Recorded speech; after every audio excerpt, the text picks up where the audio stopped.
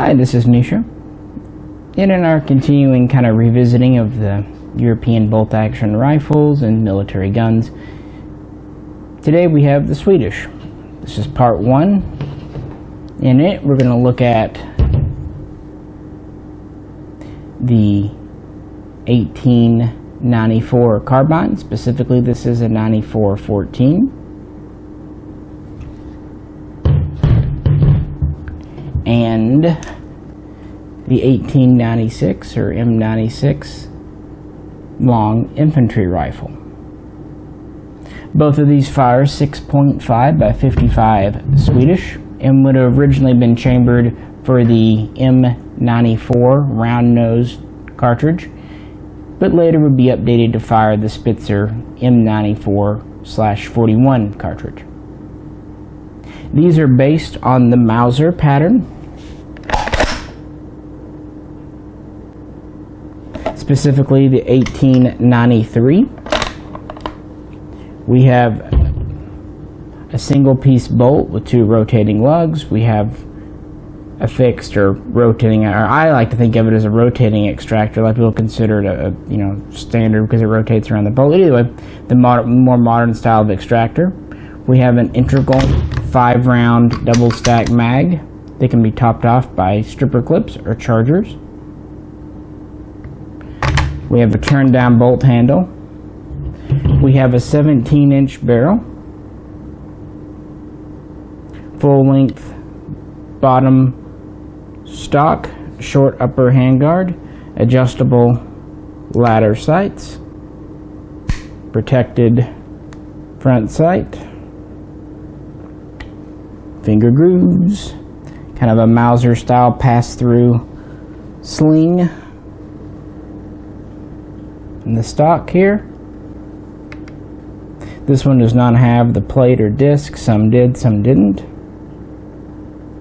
So what happened? Well, Norway already adopted the 6.5mm cartridge along with the Craig Jorgensen chambered for it, and Sweden, who was in the same kingdom, very closely affiliated with it, essentially 2 parts of the same government, examined it but decided to go elsewhere. Instead, they looked to the Mauser. Now, they liked the 6.5mm cartridge. In fact, they officially selected it in November of 1893, adopting it the following year as the Model 94 cartridge, as I said.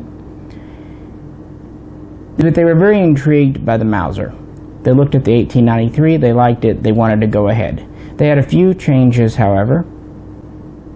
One, if you'll notice this cocking piece, the reason I left it cocked, a little bit different. It has this lip on the top, it's serrated. This gave a few benefits. One, for blank firing, they could put a piece in between here to keep it from slamming forward. Also, it gave a certain amount of recock capability and also kind of a silent easing the bolt forward capability. Now, they wanted to turn down the bolt handle. Now, it's interesting. The first gun they went for was this carbine here, hence why it has an earlier year date. This was for their cavalry, who, of course, at that time were still very much mounted on horses. It would also later be given to specialist troops, recon units, artilleries, people needing a light, handy gun. This actually went through trials, adoption very quickly. Oh, one other change that you can't see, of course. The steel. Sweden was incredibly picky about the steel used in these, to the point that when they contracted with Mauser to manufacture the first 12,000 of the carbine in Germany, they sent over their own stocks of steel. Anyway, as I was saying, these quickly went through trials, were adopted, and were in production in Germany in 1895. They would make 12,000, and then they would pick up production at Carl Gustav a couple of years later. They would build these on and off from about 1898 till about 1918, the end of World War I. And they would produce another 115,000 in Sweden. So we have a total production of roughly 127,000 carbines. There would be a few put together after World War I, but that was the main production ending in 1918. It's a pretty common Mauser, so there's not a lot to talk about. You know, Mausers and Mausers and Mauser. Obviously, this is the predecessor to the very famous Gewehr 98 pattern, Model 98. So the 98 has a few differences. For example, it's cock on open. This is cock on close. That's it here because we have a bolt hold back follower in these. You see, it cocks as you force the bolt forward.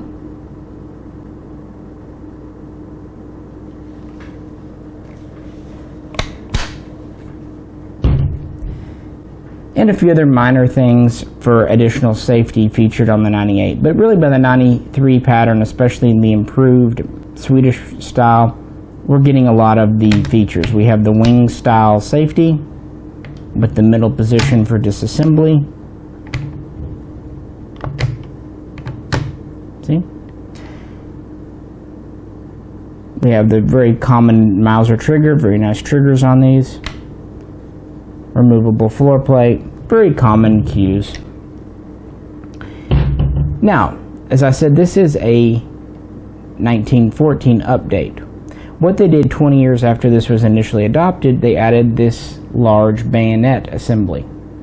Here, see this whole plate, including this lug at the front. So the original 94 would not have anything. It would have the stock come all the way out to the muzzle, and that would be about it, with just a cap.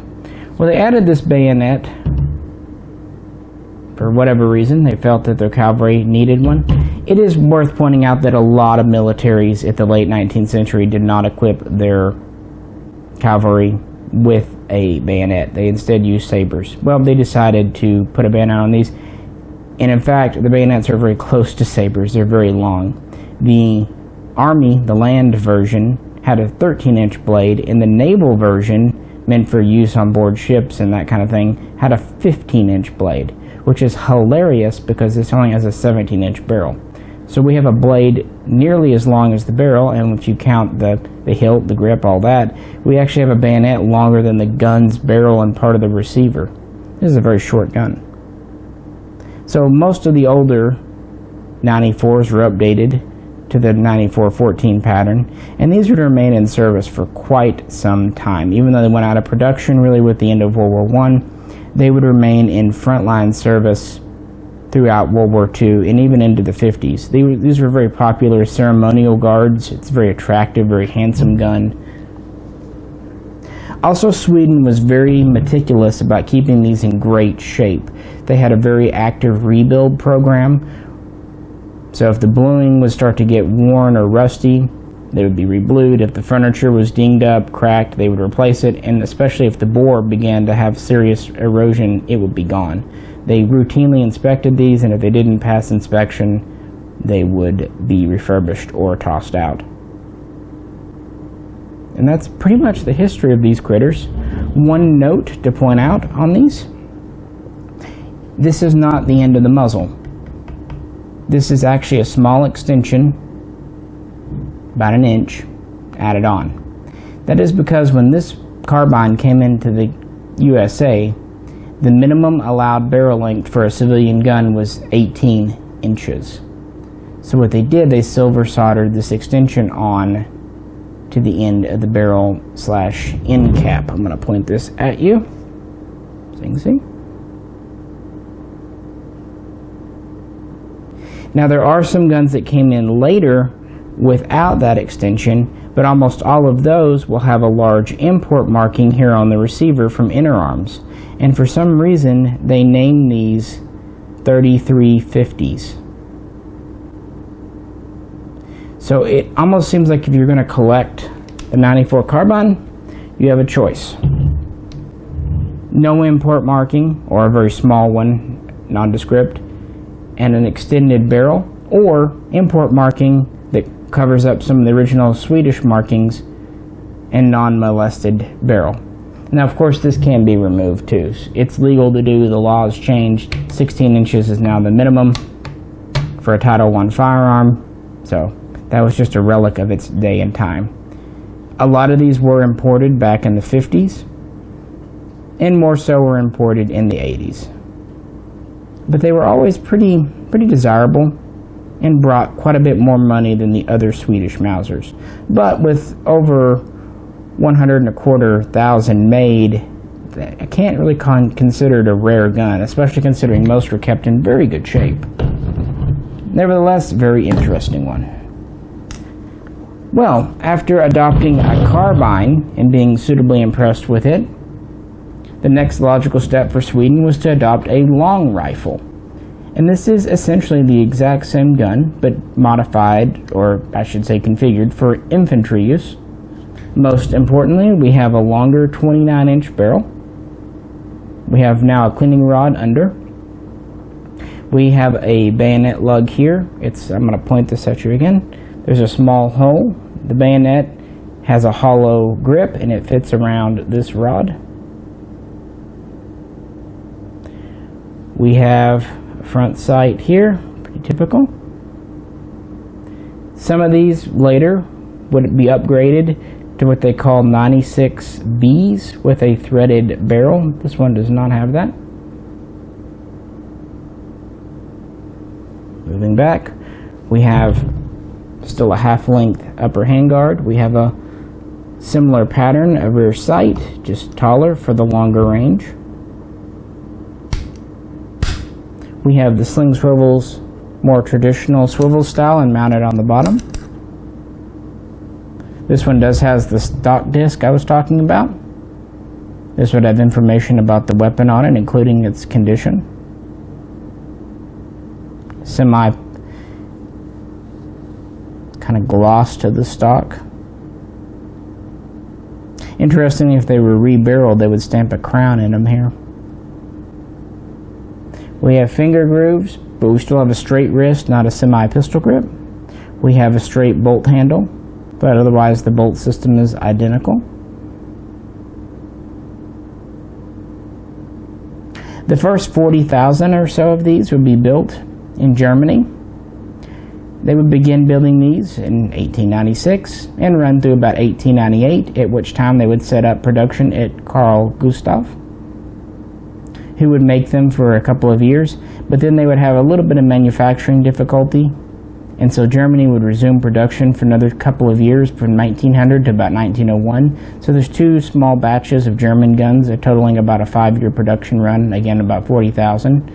And there's some early Gustavs from 98, 99, but after 1901, Gustav would take over full production. And they would produce these through the 1920s. This would be standard in Sweden for a very long time. It would eventually start to be phased out in its entirety in the 1950s and 60s, although some home guard units would not retire them to the 80s and even 90s, and they were still very popular as competition type guns. True, there is the AG-42, often known as the Jungmann or Lungmann, but it was never really meant to totally replace this gun, only supplement it in frontline units, and we'll talk about that in episode 2 when we get into the World War II era. It's also worth pointing out that Husqvarna would produce a small number of these, about 20,000, during World War II, about 1942 through 1944, bringing the total production up to about 535,000.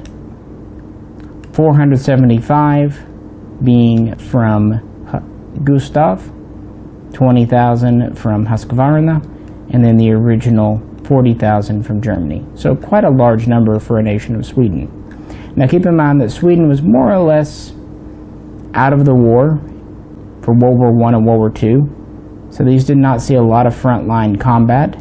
They were ostensibly allied with Germany during World War II, and thus they were on the side of Finland against Russia. So a number of these were given to Finland during 1938, 1939, right before and during the Winter War. I believe it was around 52,000 total. I'm sure that wasn't all 96 Mausers. I'm sure there were some of the other versions given to, but about 10% or so were given to Finland. Very nice guns, extremely well shooting. The 6.5 cartridge is known for being very flat shooting. It's got some oomph behind it, even though it has a small diameter projectile. That's why these were so popular. Dependable, reliable, easy to maintain, and of course they would go through the same exact programs as the Mauser Carbine over here. As I said, some would be updated to the M96B with a threaded barrel. This was done for blank firing for training. You can get caps and even flash hiders to screw over the threads, and I believe there's even a machine gun, a Swedish machine gun flash hider that'll fit. But in military service, there the threads are pretty much just left hanging out there,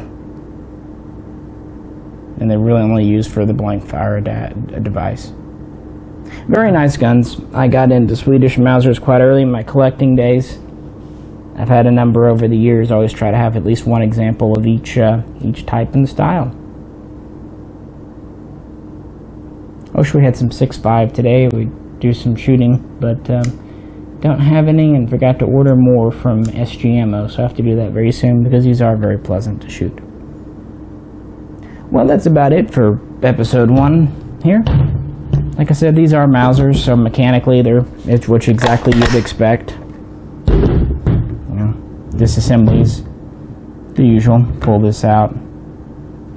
If you want to further disassemble the bolt, I say pull that out, now it's going to fight me. There we go. If you want to go further than that, set that there.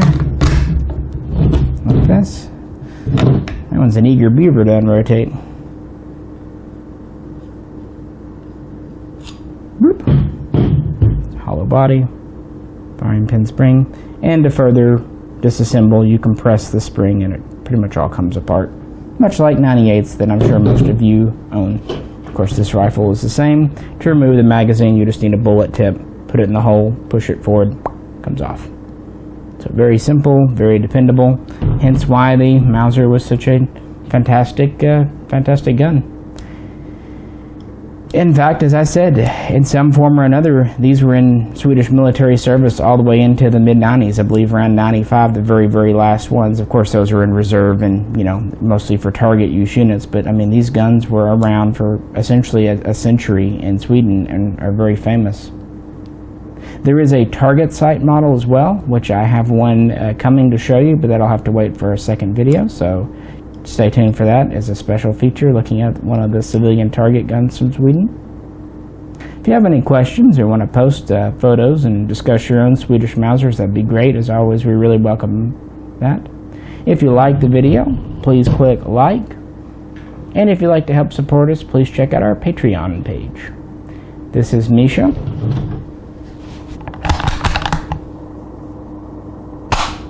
And we'll catch you next time.